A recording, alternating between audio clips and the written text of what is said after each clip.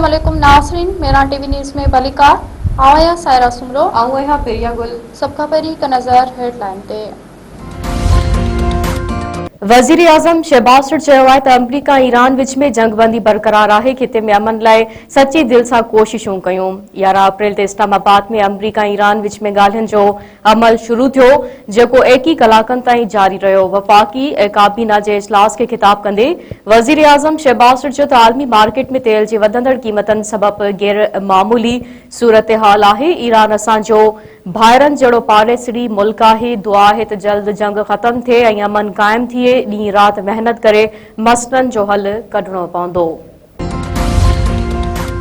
अमरीकी सदर ईरान ख़िलाफ़ डिघे मुदे वारी नाकाबंदी जी हिदायत करे छॾी।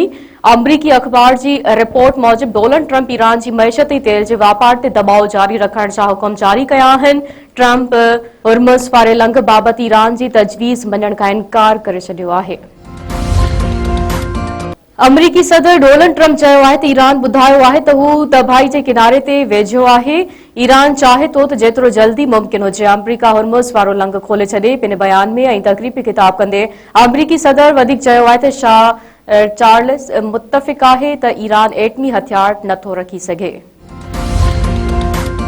जहाज़ कब्ज़े में वठण ते ईरान जो अमरीका ख़िलाफ़ गॾियल क़ौमुनि में एहतजाज।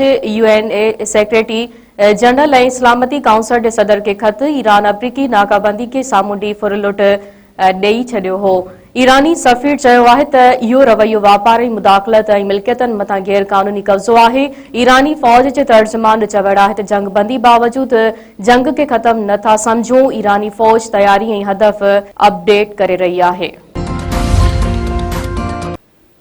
पाकिस्तान पीपल्स पार्टी के चेयरमैन बिलावल भुट्टो ज़रदारी की जेकमाबाद आमद। बिलावल भुट्टो ज़रदारी जखरानी हाउस पहुची मीर एजाज हुसैन जखरानी सां संदसि पुट ज़ैद खान जखरानी जी वफ़ात ते ताज़ियत कई। पीपी चेयरमैन बिलावल भुट्टो ज़रदारी जी आमद जे मौके ते सिक्योरिटी इंतजाम सख्त कया विया।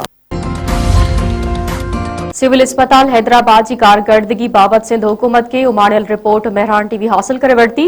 डिप्टी कमिश्नर हैदराबाद तरफां सिंध हुकूमत के उमाणियल रिपोर्ट में इंकशाफ कयो वियो आहे त सिविल अस्पताल अंदर करोड़ रुपयनि जी मशीनरी ख़राब ऐं 51 सैकड़ो सीटूं ख़ाली आहिनि। कार्डियोलॉजी डिपार्टमेंट में हिकु सर्जन ताईं मौजूद नाहे।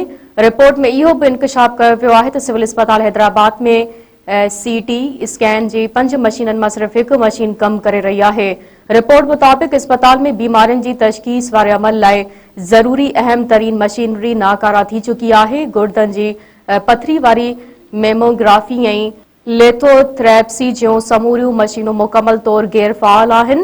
रिपोर्ट मूजिबि हैदराबाद सिविल अस्पताल जे कार्डियोलॉजी डिपार्टमेंट में केतिरनि ई सालनि खां हिकु बि हार्ट सर्जरी न थी। दिल जे मरीज़नि लाइ शोबे में 10 कंसल्टेंट त मौजूद आहिनि पर सर्जन्स जूं समूरियूं सीटूं ख़ाली आहिनि। सिंध जे तालीमी बोर्डन में वॾे पैमाने ते करप्शन ऐं बदउनवानियुनि जो इंकशाफ। एंटी करप्शन टीम मिरपुर ख़ासि बोर्ड जे ऑफिसरनि खे सुभाणे तलब करे वरितो।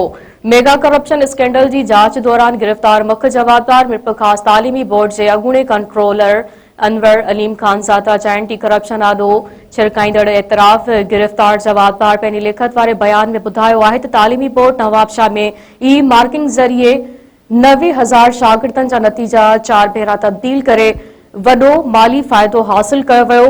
सेक्रेटरी यूनिवर्सिटीज़ एंड बोर्ड्स खे बि गॾियल तौर रिश्वत ॾियण जो इंकशाफ। यूनिवर्सिटी एंड बोर्ड्स जे सेक्रेटरी डिप्टी सेक्रेटरी मुख़्तलिफ़ बोर्डनि जे चेयरमैननि कंट्रोलरनि ऐं ॿियनि लाॻापियल ऑफिसरनि खे नोटिस जारी। सुभाणे तलब।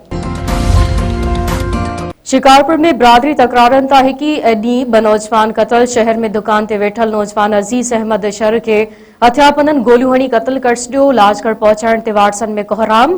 पुलिस पारां वाक़ियो बिरादरी तकरार जो नतीजो करार। लोटरा थाणे जे हद में बिरोही सुंदराणी तकरार त नौजवान मारिजी वियो। जागर लिंक रोड ते हथियापननि जी फायरिंग में बशीर अहमद बिरोही क़तल। सिजावल में सरकारी अस्पतालनि में सहूलियतनि जी खोट ऐं स्कूलनि जी बंदिश ख़िलाफ़ STP जो धरणो।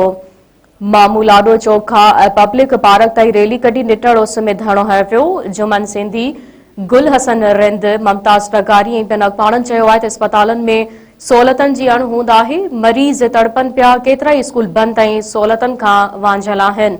मंशात जे सरेआम विकिरे सबब नौजवान नसल तबाह थी रहियो आहे। नोटिस वठी मसइला हल कया वञनि ऐं मंशात समेत बदअमनी ते ज़ाब्तो आंदो वञे। बिप ख़ास वेझो नौजवान मुबैना तौर आपघात करे छॾियो। ॻोठ मोले ॾिनो जे रवासी 30 वरनि जे रमेश भील जो वण में फाओ खाधल लाश मिलियो। पुलिस जो चवणु आहे त नौजवान घरेलू परेशानियुनि खां तंग अची ख़ुदकुशी कई आहे। वधीक जांच कई पई वञे।